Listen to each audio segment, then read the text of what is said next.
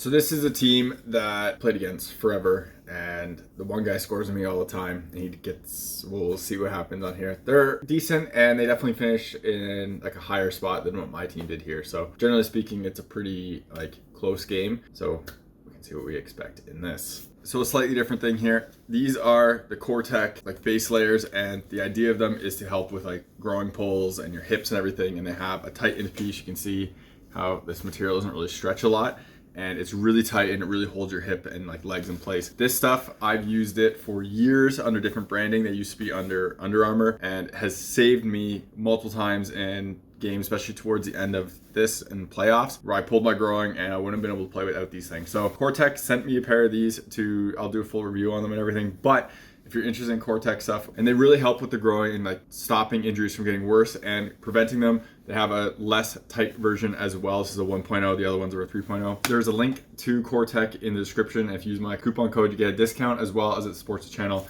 So you get protective base layer stuff that I wear all the time and honestly really need to keep my groin intact, and it also supports the channel as well. So check those out.